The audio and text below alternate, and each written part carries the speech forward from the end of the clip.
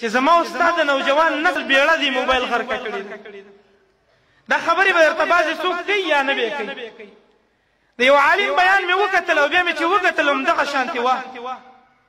د ټولو نه زیات په ګوګل باندې سرچ چې د خوشو فلمونو او د فاحشو فلمونو کېږي هغه پاکستان کوي. په پاکستان کې د ټولو نه زیات خوش او فاحش فلمونه کتلی کېږي په دې موبایل. دا موبایل نه دی، موبایل نه، دا د بدکارۍ یو غټه کارخانه، د فحاشۍ یو غټه کارخانه، ستا بچي د مستقبل د تباهۍ یو غټه کارخانه. دا موبایل دی، موبایل. په ټي وي به تا ته یو خاص قسمه خلک راتلل، یوه ښځه به درته راتله. په دې موبایل کې چې ستا څنګه زړی او څنګه دې خوښی او کوم اندام کتل غواړي، نو صرف د هغه اندام نوم ورکه تا ته هغه اندامونه چې د کومې زنانه وی ټول درته راړی. بیا هم زموږ د نوجوان نسل په لاس کې دا موبایل.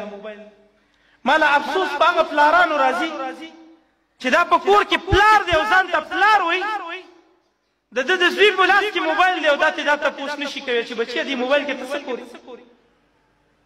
که وایه چې دا موبایل مې د خبرو دپاره اخیستی، نو په ساده موبایل خبرې نه کېږي. د څه دپاره دې موبایل اخیستی؟ په دې کې ته څه کتل غواړې؟ ستا د کومه څخه غټ روزګار دی؟ خپل بچي م خپله تباه و برباد.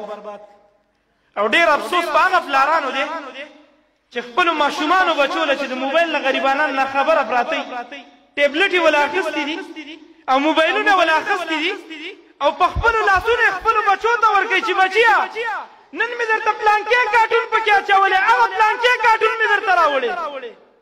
دا بعضې جهلا پکې لا ډرامې مچوي، په خپله م خپل بچي تباه و برباد.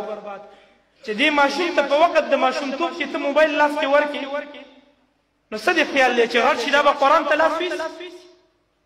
والله لازم ته ویسي.